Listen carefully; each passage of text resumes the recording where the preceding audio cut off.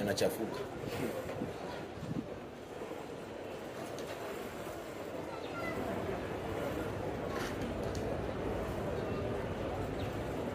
On a jiandaa. Ile ni ancien modèle.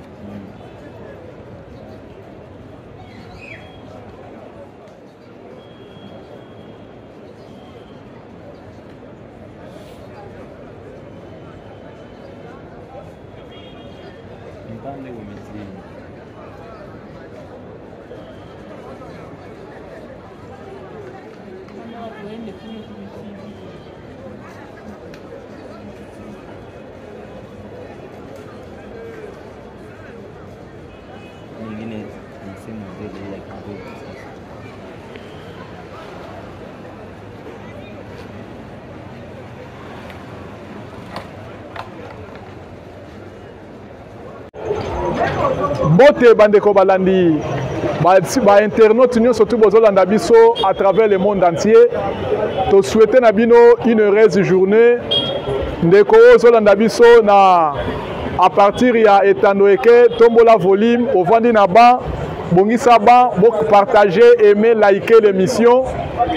Je pense que toye na mwango nga muketo solo na bino masolo ya mboka. Tokosolana bino ya liboso ya tentative ya coup d'état où esalamaki lobi na hôtel moko na Bandal par de certains militaires baki un nombre ya 40 officiers dans un hôtel na Bandal. Tokosolana bino masolo ya deal entre les États-Unis et la RDC. Pe tokosolana bino pe na masolo ya mandenge bato bazali bongo cité par la CIA compte tenu ya coup d'état auto ya coup qui préparé par Christian Malang. Ya liboso to bandi mbala moko na masolo oyo lekaki bomonaki lobi ba vidéo à travers les réseaux sociaux. Un certain colonel ya FRDC a s'auto-proclamé que non armée est du pouvoir. Fait un régime ya Tshisekedi, biso armée, toye poto soit pouvoir de récupérer les choses entre nos mains. Bon monique lobby balaki déféré, bangone sobaki arrêté. Alors, comme chef de la bande, tant balaki bongo na phase préjuridictionnelle, donc c'est-à-dire tant balaki ça la bonne phase ya instruction. To monique il y a un général. Babena na kombo soki ya Erickson. Général soki Erickson il y a garde républicaine. Yende mudalaki chef ya bande. Ya batu oyo bayaki boko sala autoproclamation pour bazwa pouvoir pour renverser régime actuel. Maintenant, la question que je me pose, et puis à papa Nabiso, Roger Makombo, mon général, où était la DEMIAP, le service de la sécurité militaire?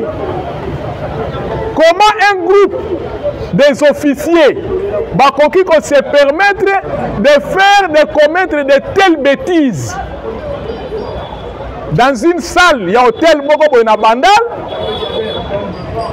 Oh, tous un service de renseignement militaire ezali, tous un conseil national de la sécurité, peut tous un année. Oh, donc c'est-à-dire que le service de la sécurité est purement passoire. Bon, comment donc une telle action peut se faire dans Poissaga Boy? C'est inadmissible. Nous devons comprendre en côté. Même si Batouana Baza déféré dans le tribunal militaire pour le jugement devant la haute cour militaire, parce que ce sont des colonels et des généraux, mais ce sont des officiers de haut rang. Parce que c'est un collectif, il y a des officiers. De deux, nous sommes en face d'un deal entre les États-Unis et le Congo. Autrement que le Nzambe a sali que les Américains vont faire les Congolais motema que va investir dans le Congo de telles choses. Parce que normalement, mon Konzambo a fait que les 15, les États-Unis, parce que comme Donald Trump déjà c'est une ordonnance par rapport à minerai congolais. Le président va se débarquer dans le mois de mai pour finaliser l'accord entre la RDC et les États-Unis. Maintenant, c'est pas américain. Il faut à maintes reprises. Il faut renforcer la capacité de nos services de sécurité. La DGM, que ce soit l'année, que ce soit les services de renseignement militaire. Mobutu, pendant les 32 ans, il a pouvoir, malgré le peuple congolais, mais la sécurité, Mobutu ne blaguait pas. Mobutu a na Sende, Mobutu a na Ani, Mobutu a na SNIP, Mobutu a na SARM. SARM a un service d'action et il a anticipé ma coup. Nous sommes contre la République. Alors, biloko wana o salami. Oh, un service de renseignement c'est anticipé. Si comme Batouana, c'est-à-dire avant comme à un niveau wana, il y a s'auto-proclamer, il y a la déclaration publique au vu de tout le monde. C'est-à-dire il y a eu des préparations, il y a eu des réunions. Est-ce que vous avez une fuite? Vous avez une information? C'est-à-dire c'est par là il y a des anguilles sous roche dans le service de sécurité. Donc mon gouvernement n'a pas surprendre un de ces 4 matins. Surtout qui dans les réseaux sociaux, il fait un régime à Tshisekedi. En plus des militaires, il y a armée régulière. En plus, il y a chef, il y a bande. Un général, il y a garde républicaine. Garde et protéger Mokonzi. Il y a des chefs, il y a bande, il y a Batouane. Allez-y comprendre. Au moment que Mokonzi, Nzinga na yo sala baibua, osala bangando, doza moins pâté entre bankosi. Il faut qu'on se dise la vérité. Donc ça là batu oyo, balingi yote, baza service à monganguna na yo. C'est grave. C'est du n'importe quoi. Tout ce monde a peine que on a du méli-mélo. Pour les rater. Tout ça a service de sécurité en place. Mais de tels actes, de telles actions, et qu'on ça les mater. Tu vas qu'on ça diffusion à coup d'état dans bango en un clé d'œil. Non. Tout le monde a makamati il y a Christian Malanga. Batouana bakoti na palais présidentiel, na palais de la nation. À quelques mètres, il y a le bureau de l'ANER. Et ce l'ANER ne connaissait pas ça. Des anguilles sous roche. Des anguilles sous roche. C'est carrément inadmissible. Et Batouana. Mon Konzambo a dit que aux anguilles n'a pas aspiration à la pasteur de l'église de à Philadelphie. Mais qui vont continuer à le clairement. Parce que j'ai toujours été direct. Le pouvoir est sacré. Action à boyer, salamaki lobby. Autrement que batoyer le hôtel ou à bandal, il va vous éliminer tous. Et on va vous pendre pour être servir exemple dans Batoumoussous va répéter ma action en athée. Ça n'a pas de sens. Impunité, on continue Tiwapi. Tout ce monde a trahison. Na Est, les autres sont toujours dans la prison en Ndolo. 40 personnes vont la coup d'État. Les autres comptent en Ndolo. Mais jusqu'à quand? Passons aux exécutions sommaires. Exécution sommaire. Et le peuple est au courant que telle date, on va exécuter de telles personnes. Alors, Babylone connaît vos insultes. Parce que le combien de fois que au commandement militaire Nabiso avec un brassage, un mixage, commandement militaire Nabiso est infiltré. Kabila Fort, il était au service du Rwanda. Il a placé ces gens. Tant que bananga bazako lobake tozana batu na biso.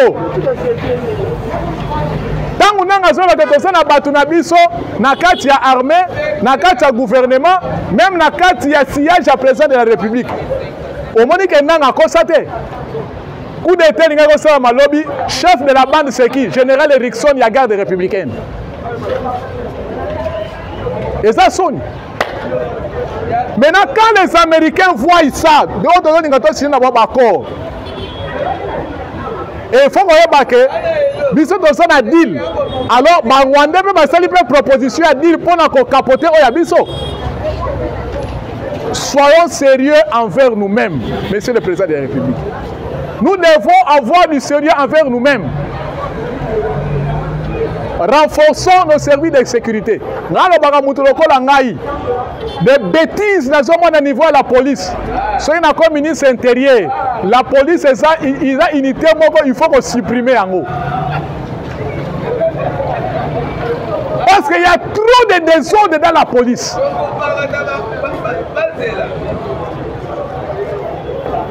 Donc, il faut, Monsieur le Président, qu'on soit à disposition de tels actes et qu'on se répète les sous-soutés. Le peuple congolais a besoin d'un coup d'État. On a malobi. On a fait une déclaration que c'est nous qui prenons le pouvoir. Non, on n'a pas besoin de ça. Ça, c'est que l'on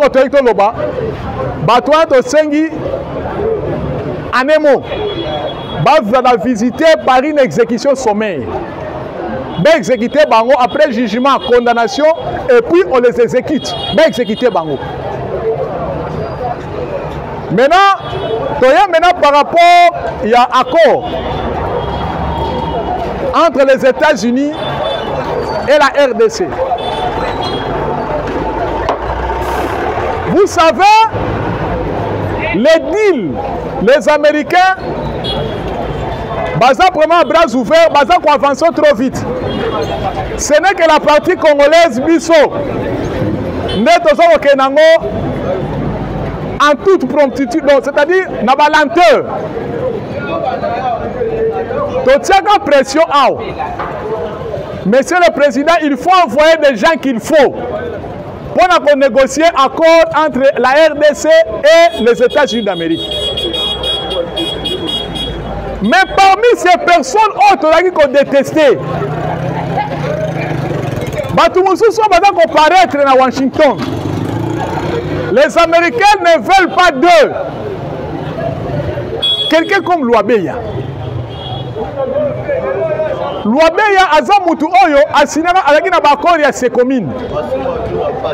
Les Américains ont un très mauvais rapport sur la personne de Louabeya. Et ça, aligné dans le rapport de Dan Gettler. Alors, quand les Américains les voient, basé dans la discussion, il y a dit, les Américains ne sont pas contents. Monsieur le Président, il ne faut pas voir que nous sommes négociant contrat chinois. Le contrat chinois, ça c'était de la pire escroquerie à peuple congolais. Les Chinois n'ont jamais été sérieux. Chine a un partenariat militaire. Est-ce que Bisso Congo a bénéficié de la guerre au Rwanda? Et pourtant, les Chinois ont piraté, tenir la Bisso dans le Rwanda. Ce qui s'est passé hier. En tout cas, merci beaucoup, mon général Yakutumba na Uvira. Les Rwandais se sont déguisés, voilà, qui tenaient un FARDC. On va infiltrer la Uvira. Mais heureusement, les Wazalendo.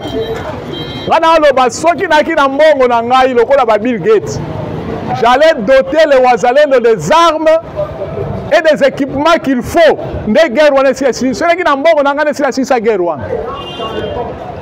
Pourquoi ne pas donner des moyens aux gens qui ont de la volonté? Mais bénévolement.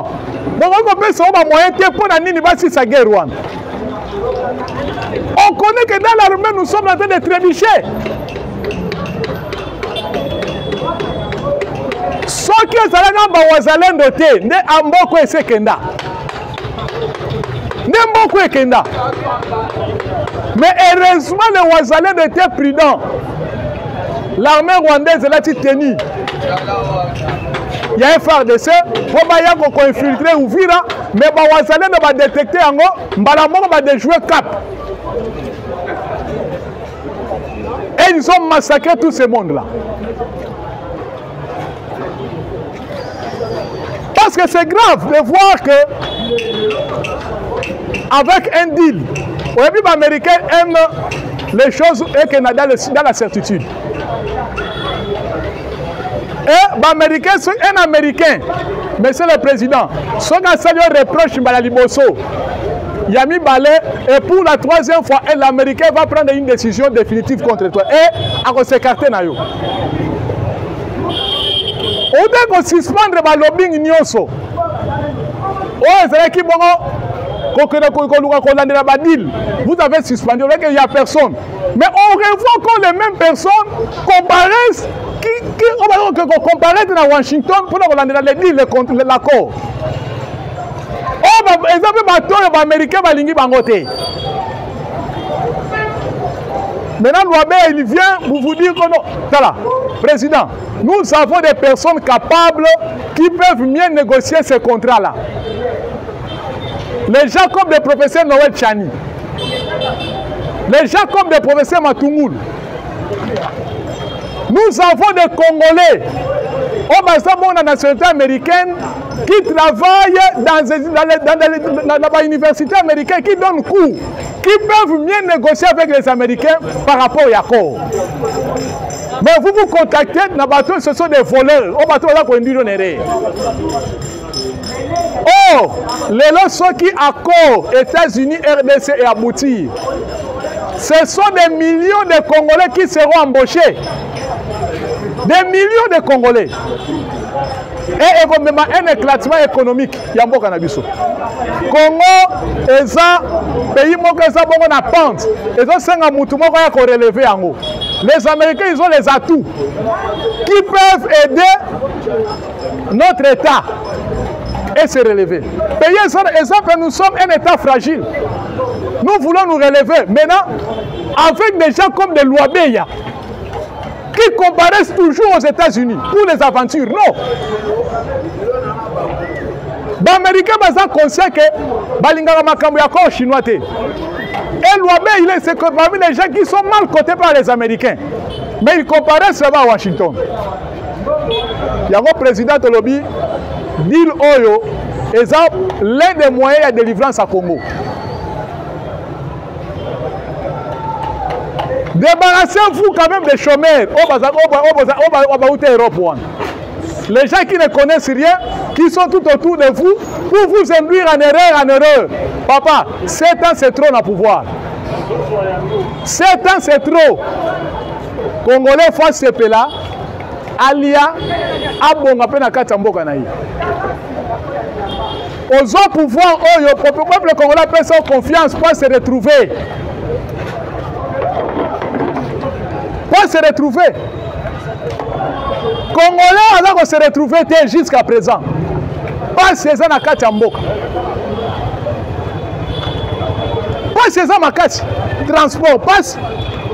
Et notre économie est contrôlée par les Indo-Pakistanais et les Chinois et les Libanais. Donc l'économie congolaise à part entière est contrôlée par les étrangers. Les Congolais vont souffrir. Hein? Mais moi, je suis dans la tête. Les lois qui peuplent Congolais, bazana kimia parce que moi na mboka azana sommité en mboka na bango. PDD bazotala bo moto ya papa Etienne Tshisekedi.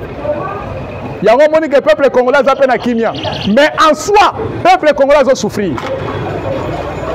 Le peuple congolais a pété, y compris même dans notre cher et beau parti qui est l'UDPS, il y a certains combattants qui sont en train de subir dans les noyades, qui ne se retrouvent même pas,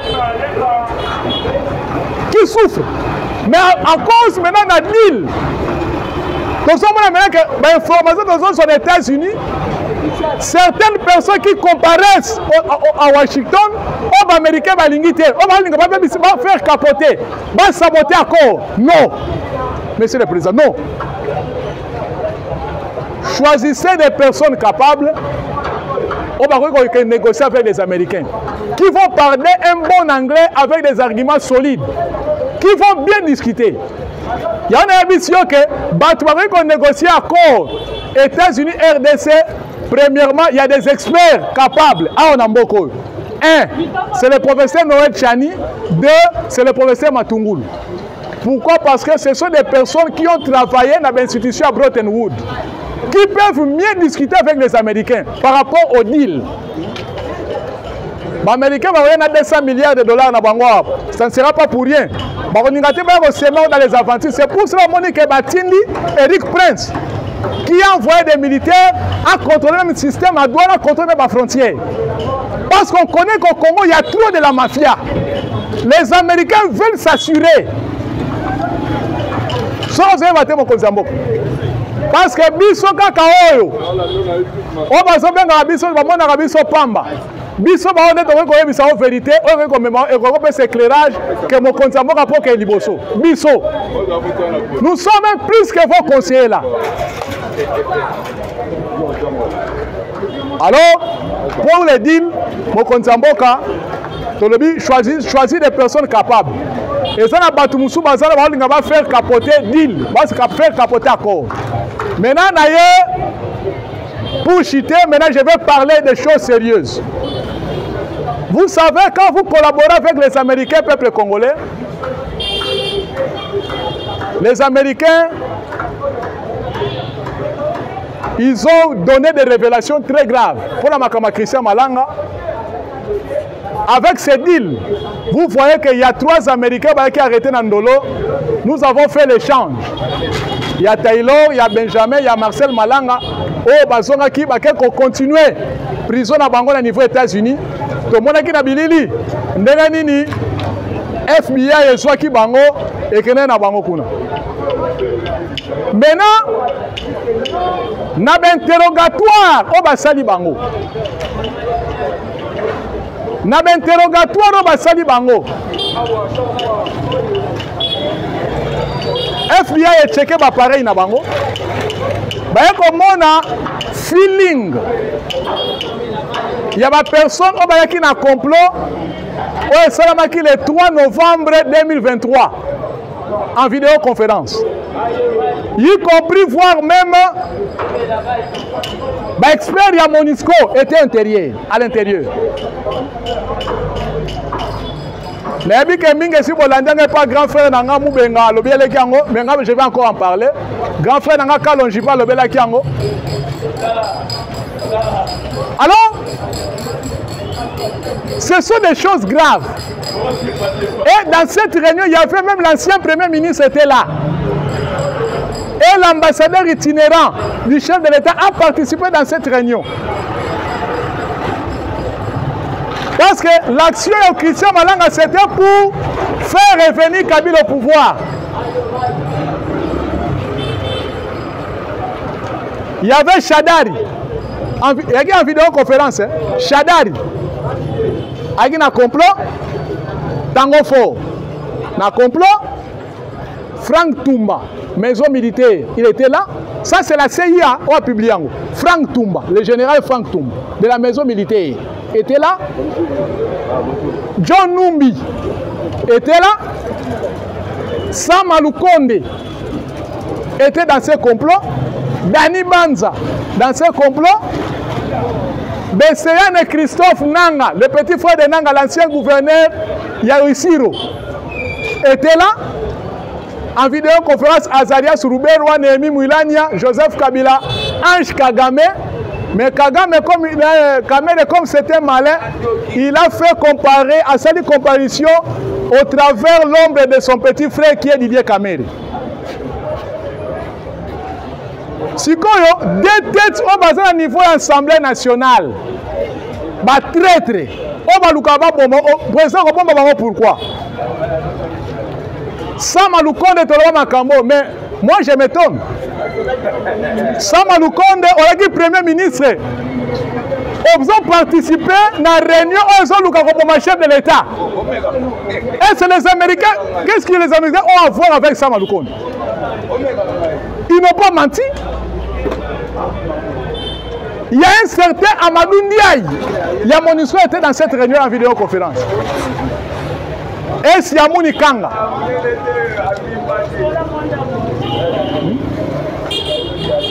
Donc c'est pour dire que le complet était tellement grand. Il y a un ami qui a bateau sauté dans Tanguy Chadari, Tango Fort, Frank Tumba, Dani Banza, Bazarias Kabila,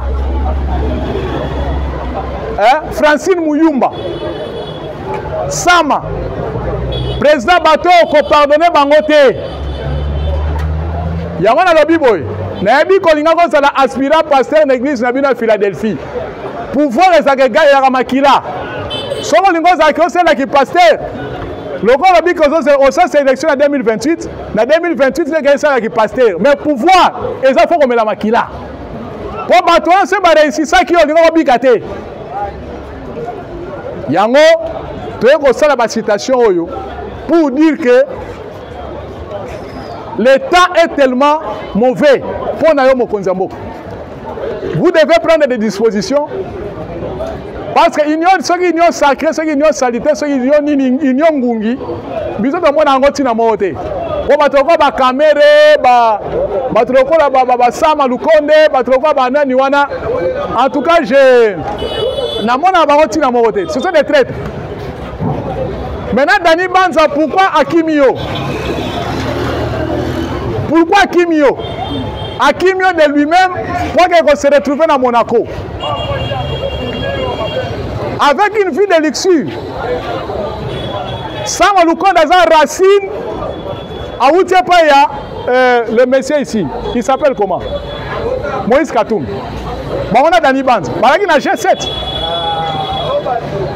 Donc pour vous dire que, nous devons être sérieux envers nous-mêmes. Nous devons être sérieux envers nous-mêmes. Pour réussir, mon Konzamboka, débarrassez-vous de tous les chômeurs où vous avez poto. Tous les chômeurs, les chômeurs là, les profiteurs, les opportunistes, il faut se débarrasser de Bango. Cherchez des bons techniciens, au baby réalité en Boka pour aider. 7 ans c'est trop. Yondem de la redevable devant le peuple congolais. Il faut qu'on valorise valeur et à parti comme IDPS, qu'on valorise même combo. Il y a un condé de Tshisekedi de Wamoulou. Congolais ont le droit à ce pays-là. En tout cas, merci beaucoup, Bandeko. Autre équipe de Kabula Nabino na moment oyo nabi que télévision zangonga toyo continuer ko même ti lobby mais matière to équipe na repesa na bito boy to sala ba redit lobby peut to kuta na bino.